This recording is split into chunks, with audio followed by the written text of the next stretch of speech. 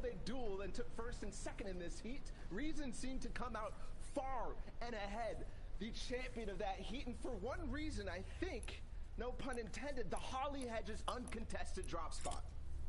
Yeah, with no one fighting you down early game, you have a huge advantage on playing the rest of your game out, going for positions, going for wins. That being said, though, Reason and Mongrel are going to be able to battle it out once again here today in these grand finals, and it's the final round for these guys to wrap up their story.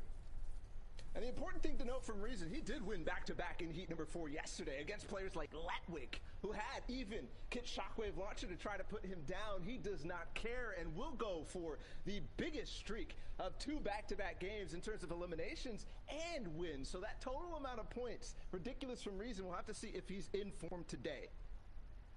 That's the biggest question across the board, right? Who is in form? A lot of these players, they already know the field. They've already scouted each other out, and just like we've done our research, they have too. Now the question is, who will hold strong and who will walk away the champion? With that being said, guys, it is time to get into the first game of the day here in EU.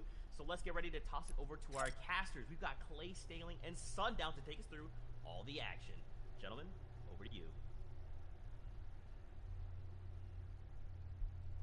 Ladies and gentlemen, boys and girls, Jonesies, Bonesies, he's, she's, theys, and thems, welcome to the first game of the FNCS Grand Finals in EU. And I hope you got your popcorn ready, whether it's literally or the emote in Party Royale, because this game is about to be a blast.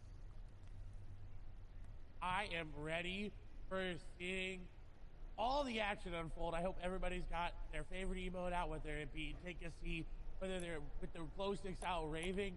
I'm ready. I know you're ready, Sundown. It's going to be amazing. Enough from us. Let's take us into game number 1. The analyst desk set it up so well. Shout outs to Zeke, Bala, and Showager. But now we're into match number 1. This is it. 6 games to decide who will walk away with that Axe of Champions. Who will be the top player in arguably the most competitive region in Fortnite. It does have the most participants, and there's $800,000 up for grabs here, and here's the initial drop spot. And it looks like everyone's sticking true to where they planned on dropping. We have 3 players in Steamy. We've got, I think, only 1 or 2 players there in Caddy Corner, the 4 in Lazy Lake that we've seen time and time and again from Europe. And of course, we've got Rezon and Holly Hedges, and it seems like he may be alone. And one of the best comments I think I saw coming out is, wow, everyone is really scared of Rezon. And if you look at some of those early game drop spots, both in heats and I'm assuming now in the grand finals, everyone stays really far away from him. And you can see that in the bottom right-hand corner on the map. Not a single triangle remotely close to him representing another player. That's because he's done such a good job over the course of the entirety of this tournament to stake out the claim, and then also getting a nice little elite chest right there, granting him the legendary burst AR, and he's set to go now. He can begin his rotation and head to center zone. He has those 6 crash pads, which we've seen him execute on so well, and he's basically set to now just farm the materials he needs and transition into the mid game. However, we've seen him go aggressive time and time again with this similar loadout, as now we swing on over. And you saw how careful he was being. He wasn't taking a chance looting that chest. He didn't want anything to go wrong in game number 1, because that sets the pace of your games going forward. Whether you get out to a head start or whether you get to climb your way back from an unfortunate off-spawn elimination. However, Hen, on the other side of it, does have players nearby. Loadout not as great as what we just saw on Rezon, but someone that also did very well in the qualifiers. Came out, I believe, we got a 2nd place there in one of the days. He's got that Cyber Rivals territory, and he's looking. He's peppered up. He's looking for an elimination. I think he's going to be able to catch this play off guard. Snipe's going to come through. He's going to wait, and he does. Ardent's going to go down. Elimination comes over for him. Brilliantly done there by Hen to set up that ambush on the side. We've talked about it time and time again, how you need to be careful, but in the early game in particular, it's so hard to really know where your opponents are, keeping track of them. If somebody does get that first shot down and you're not able to react, it can be game ending. And going out there in 96, it's so hard, a 0-point game, and now you have to sit back and watch everyone else have fun while you're sitting there waiting for the next game. As now we hop on board and Candy, who's going to be in the exact same situation as Milan, turns that one around. And someone who's really been playing a lot better as of late, Clay. He has indeed. And I believe we have two Milans here in this grand final. So got a Loft Milan and Normal Milan, but both of them have been playing very, very well and have consistently been making it into that top 25. It seems like almost every single qualifier. So it's really good to see consistency being rewarded, especially with the way the format is. The format rewards those high-placing, high-consistent games. So if you're able to get to top 15, top 25, top 10 every single game, you're going to start to make your way to the top of the leaderboard. And that's what the goal is for the end. We talked about so much yesterday how it's, hey, top 25 is all that matters. Well, here, everyone wants to be number one. You have to walk away with that top spot. It's a solos competition if you want the grand prize in the AXA Champions and all the clout that comes with saying, hey, I am the best player in my region after the weeks of qualifiers and then coming down to this. And Mr. X, who had a beautiful run yesterday to even get him here. The miracle back-to-back-to-back eliminations, but now under pressure from Rifle, going to get in directly on top of him, but sticking straight to the AR spray. He didn't have a shotgun. That's what we talk about. Those early game fights, he just had the assault rifle and the SMG, opting to stick with the AR, and I think that might have been the wrong call, as the SMG could have offered him slightly more damage in that situation, but Rifle comes through and punishes it. And it was such a close call. That Siphon was just the difference maker once that elimination came through. You see now on another engagement, it's between Wolfies and Maestro. Maestro running off this right on the front foot. The pedal is down. Maestro wants to just continue to push down. Shots go through. He's going to break through the wall. And Wolfies is going to go down. That was a huge pickup there from Maestro Wolfies, who was the second place finisher in the duos of the World Cup. We've seen him play so aggressively, the young player from the UK, but when he's put on the back foot, it can be a little bit challenging there. Maestro did come through, got dropped down to 48 HP, but don't forget, in arena and tournament settings, there is that siphon enabled. That means when you eliminate an opponent, you will get either 50 HP or 50 shield back, depending on which one you end up needing. It prioritizes health first, and then they will also drop all of their materials, all of their loot, and an additional 150 materials, so an extra 15 builds that you can go over and sweep up. That ends up being really key, particularly in the mid and the late game now, as we're on board here with a Ventex who takes two really big shots and is put on the back foot.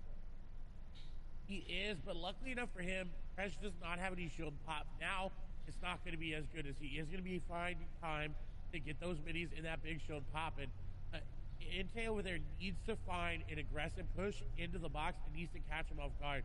If Ventex is not able to get this medkit off, this does not look well for them. But it seems like the medkit will be popped, so he does get back to fighting HP.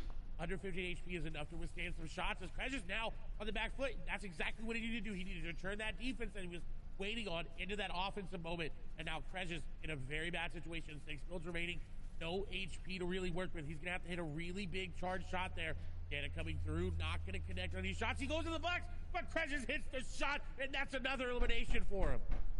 And you talked about it, he needed to hit that big charge shot, holding it up and punishing the player, and particularly when you see two players box to box fighting with charged shotguns, it's really difficult if you're not able to get that finishing blow right away, like No Luck Nebby does there, finding Kira to close out the fight, because you can have— Oh, Nebby, what?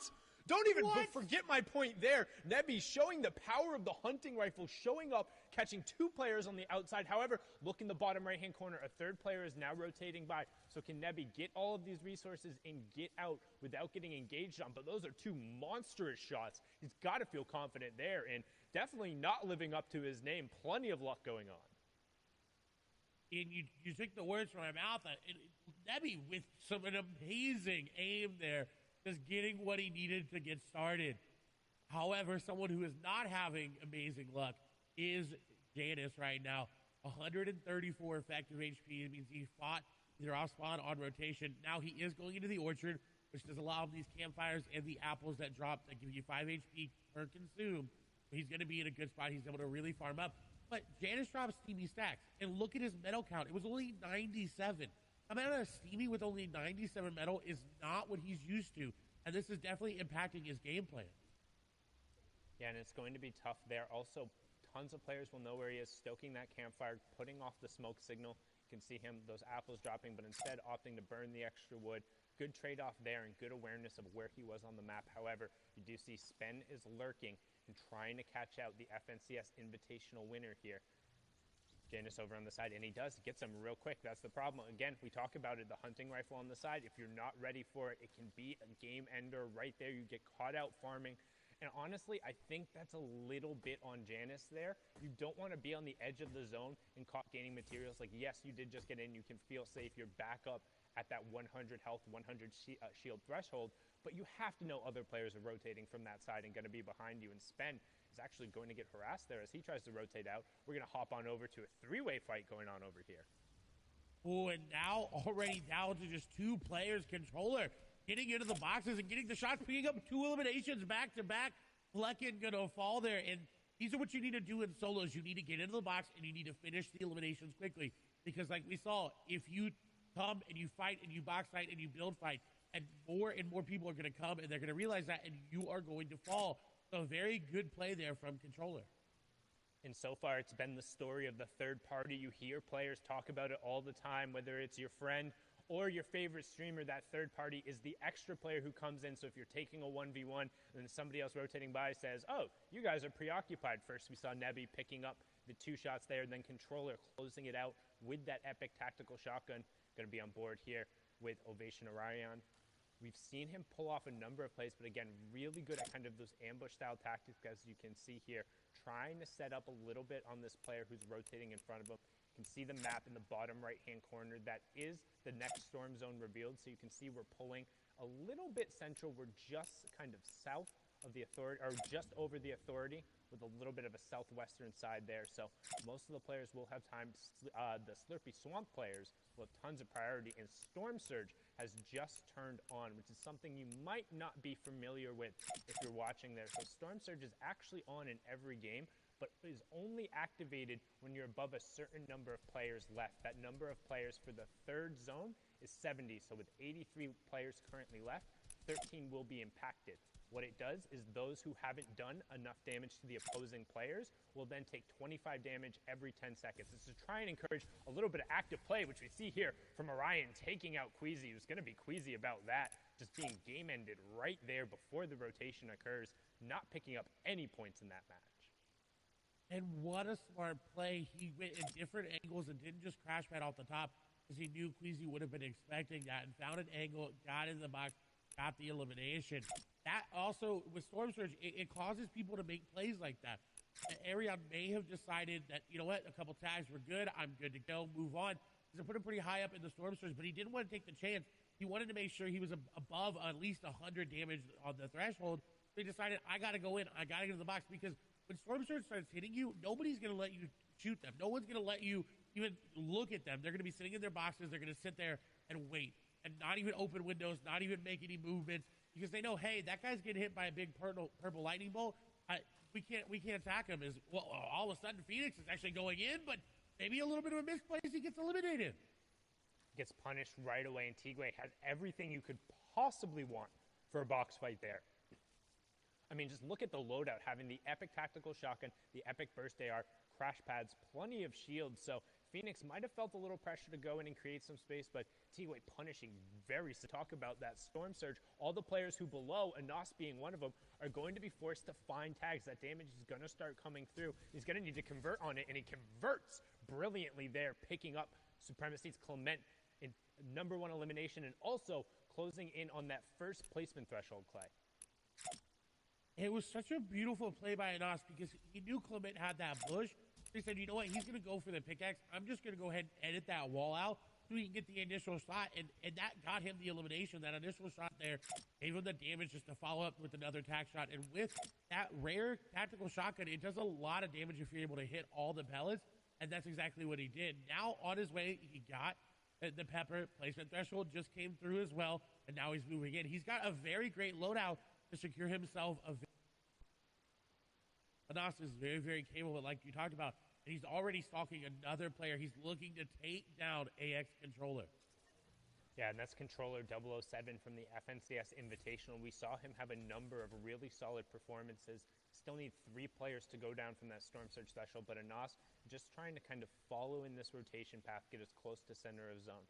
So if you're kind of new to watching competitive Fortnite, joining for the first time in Party Royale or Twitch or YouTube or Twitter or watchfortnite.com, what do you care about as you're watching this game as Anas will take it down, or what are you looking for? Mongrel and Thomas HD also picking up eliminations to put us below the Storm Surge threshold. The first thing is whether or not people are picking up eliminations. You can see that to the right of the player's name that's right next to kind of the little mark there. And that will represent 1 point every single time as they go through. Additionally, you're worried about them picking up placement points. In this format, the first one occurs after 25 players have gone down, then the next one occurs after 50 players have gone down, then it's every 10 and 5 players. So when somebody ends up falling in 41st or 31st or 26th, that's a huge changeover. But now, during the middle part of the game, as everyone's rotating through, what they're looking to do is establish space for themselves, make sure they're safe, and then find tags so they're not threatened by that storm surge that we were talking about ahead of time. As now we hop on board here with MCSX Squeezy, who has placed top 25 in 78% of his games this FNCS, best in the EU, and that's something to contrast with the fact that he also plays really aggressive in the early and the mid game. If he gets caught out and he's able to convert, he's had some of the highest elimination totals throughout the entirety of the FNCS, Clyde. And I was going to say, I'm surprised he's not going into this player's box that's literally just fishing in front of him. Someone else tried it, and he's waiting. You can tell he wants to get into this box. As soon as he sees that player start to make moves into the other box, or maybe he finds out exactly where they are, he wants to go in. But he's got Letwick right above him, so you can tell he's being a little bit more cautious this time around. In the heat and the qualifiers, he knew he had a little bit of leeway after that great performance that he had. He was able to play a little bit more aggressive and still get top 25, which is insanely impressive. Now, the biggest impact of the game right now is going to be this Kit Shockwave launcher in Thomas HD's inventory. He's already got an elimination because of it. He's also already near the next zone. He doesn't have to rotate very far, which is really good for him because he only has 94 material.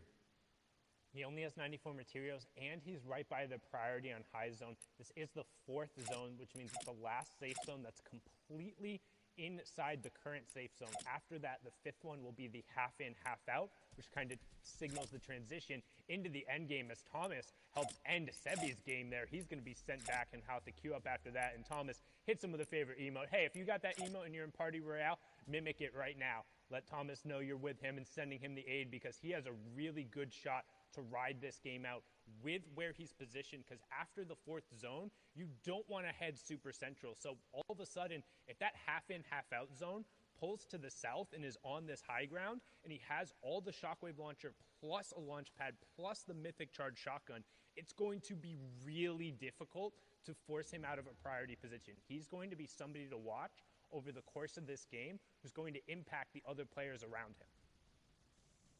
And he's already doing that just with his AR. He impacted Sebi. He's going to take down passive. And this is very, very good for him because he doesn't have to go too aggressive to get these eliminations. They're kind of being handed to him here as he's just taking a grasp of his surroundings, looking at every possible angle, and getting eliminations. And speaking of that, Mr. Savage going to pick up an elimination there onto for Strokey.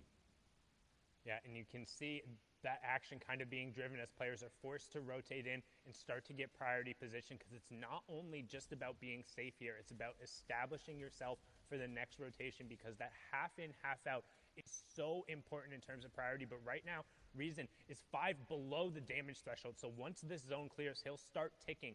You want to keep an eye on the top left and then the bottom right-hand corner. That number will need to drop down to 50 players before Storm Surge turns off. And if anybody we're watching is below the threshold, they'll start taking that 25 damage every 10 seconds. And Reason just able to get himself above it with a nice tag there, and he's starting to get aggressive. We talk about the utility of the crash pads. We saw it in the package beforehand, and Ball and Child talked about how good he can be aggressive on the low ground, and he gets Heatsy there, which is a huge elimination as well, because he pulled that half in, half out zone we talked about. Everyone who banked on it being up on the high ground saying, hey, if it pulls up here, I can win the game. Well, they were wrong. It pulled away from them, and they'll be the ones who have to rotate as we hit top 50, meaning Storm Surge turns off, second round of placement points goes through, and everyone is going to be rotating now. And you saw Savage just waiting with that edit open. He was looking for any possible angle to pick up an elimination. Lois as well. He's kind of fashioned himself a little bit of a a base here that's got these pyramids edited in a nice way so we can see down on players rotating. And this is where you want to be. If you do pull half in, half out, you want to be looking for players. You don't want to be exposed because obviously that you could get sniped like Flois might do here. Some people, Mongrel picks up an elimination as well, so he's still here in this game and still fighting as well. As Flois is trying to snipe somebody out of the sky and was not able to hit it, but a valiant effort. Valiant effort, but just a little wide. Might have given him a haircut, but not going to connect. No Storm Surge tags in play there as we see Kami pick up a huge Elim. Flois trying to get involved here, finds the first tack shot, gets the second onto Vadil, who had picked up Savage. So Savage, again, going down early, only picking up an Elim and the 2 placement thresholds. 3 points for him there.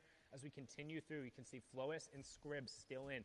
Helix as well. Skype, one of the now veterans, and they call them boomers in the lobby. 3 players in EU are 20 years old, and that is the oldest players who are in the match. But Skype has been around and qualified for nearly every one of these finals. But we're hopping on board here with Quartz Froggy, who had an absurd, just absolutely gross run in heat number 2 to qualify himself. Pushed himself, I believe it was like, I think it was like 19 or 20 points in the final game to get here. But so far, quiet on the day. No eliminations, but a decent loadout as we now transition into those fully moving zones, which means all the safe zones are outside, completely away from the current one, and everyone is going to have to move if they want to avoid that storm damage. And luckily for him, it seems like it's pulling towards him, so he doesn't have to invest those crash pads right away. He can look for eliminations, as you see sitting in the cone, allows him that opportunity to find these rotations as well. You see just bouncing away through the crash pads, doesn't have to worry about it. Squeeze is going to fall there in the feed. That's an important one to note there because we talked about it, we hyped him up, falling down before that 40th placement threshold as well. He's not going to end on a lot of points. Question is, how many points can Froggy end up on? How many points can the rest of the lobby end up on as this game continues to go on? We see Kiriachi, we see Mongrel, we see Letwick there in your screen as well. And Froggy looks to have taken high ground with that. The shots go through. He's going to get that player down in low HP. It's Cammy going down. What a huge pickup there by Froggy, but he's not done yet. There's another player on the other side. So he does disengage, so he does have mats to build around with and to just drop down layers if he wants to. It seems like he's content on focusing around high ground.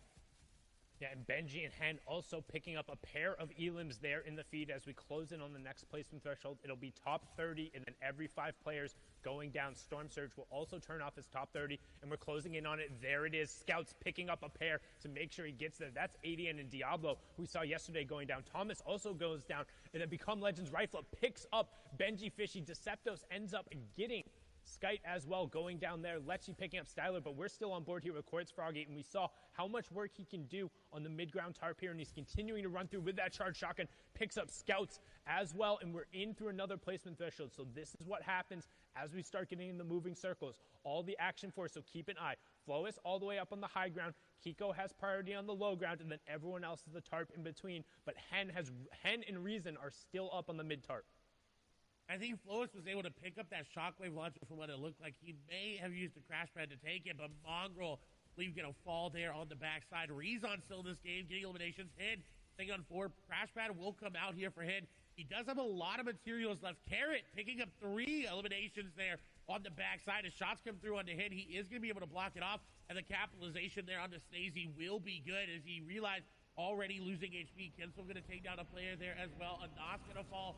Flois does have what it seems like a crash pad to maintain high ground, but bad timer coming up. Decepto's coming up as well. Everybody.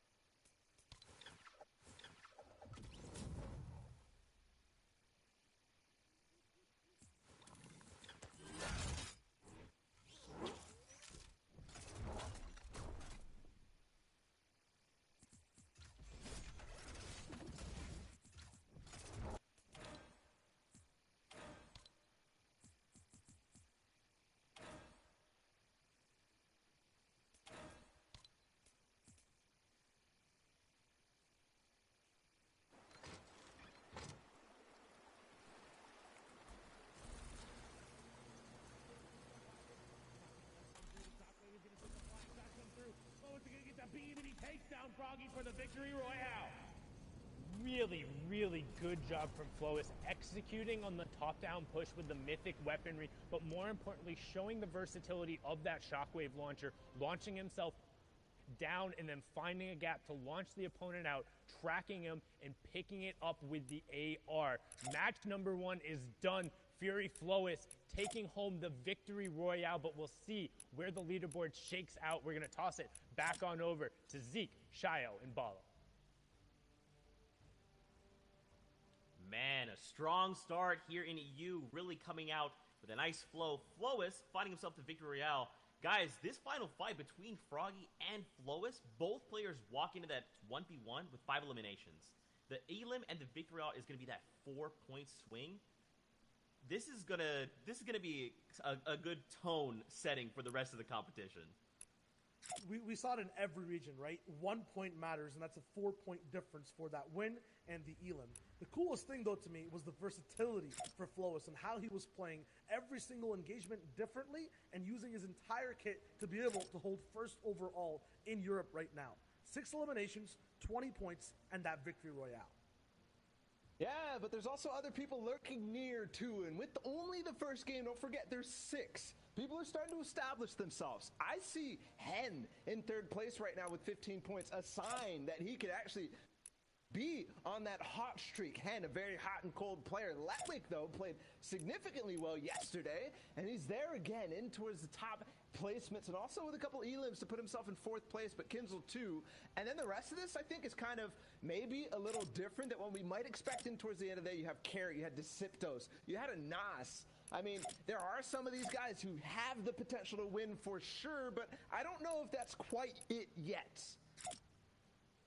Yeah, I think at the top, I mean, obviously this is such a strong start. 20 points for Flois. Now, he's off the line, but he needs to take that next step and turn this into a full-on sprint toward the end. Is this the momentum he needs to do this, though? Yeah, I mean, for all the people over here, that's the same kind of question, right? And if you haven't seen the standings leaderboard before, the eliminations are the total overall over the 6 games we're playing, as well as the points. And that's a combination of the placement and elim these guys have. So Letshi got 5 points of placement that game in 22nd place, and 2 eliminations. That's 1 point each. But for these guys, they're kind of sitting at 30th place. They don't have to go for a top 25 anymore. No one has to go for top 50. Everyone here is focused on that win, and they're just slightly behind. Still, though, really hot off the gate.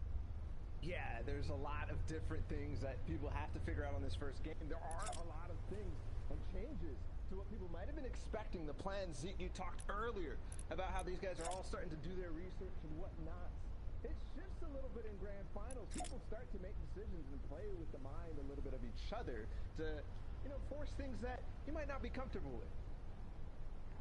A lot of that is going to dictate that drop spot, right? And how that could, I mean, we're talking about 100 of the very best in the world. If I'm going somewhere and my peer is going somewhere that I'm used to playing with and against, that is going to dictate my play and theirs.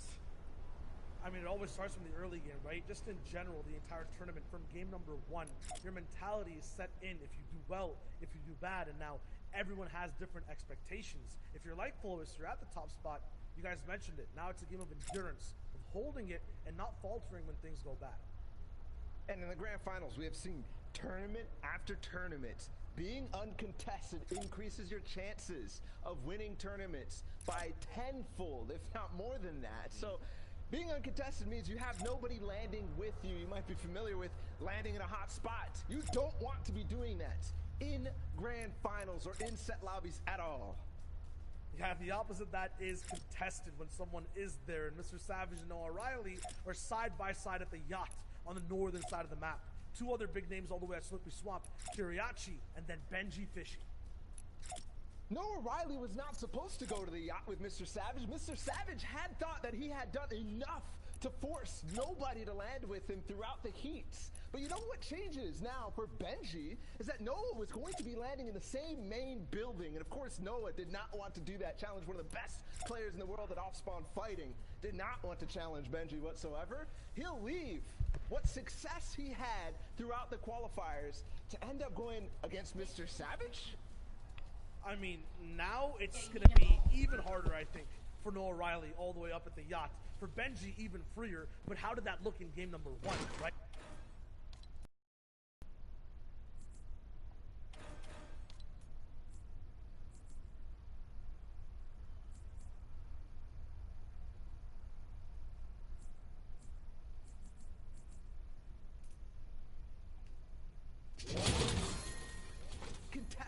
unfortunate. So all I said, Zeke, about being contested, reducing your chances of winning in grand finals kind of shifts when you see what Flois just did, and it doesn't matter where you land. You could always stumble across Kit's shockwave launcher. And this is kind of like talking about the quality of the players we're seeing, right? Like, yes, of course, we have mythic items to play around, but for someone like Flois, it's like if he's going to walk up and he's going to take a fight and eliminate you, and that loot's just going to be put in his hands, it's like, okay, I'm already good. I'm already at a 10. You're just giving me that loot and now making me an 11. Yeah, and also to think about other people who usually have that opportunity to make it through. There was a lot of the big names. I mean, Janus fell off spawn, which you did not expect for him landing at Steamy Stacks with two players who play kind of passively in that. He got sniped. There was also a number of different people who fell in the mid game. Yeah, I mean, the big thing and the number one word for all these players right now is momentum, right? Flois finding that shockwave launcher gives them a bunch. Janus getting taken out, as Bala just mentioned, stops the momentum overall.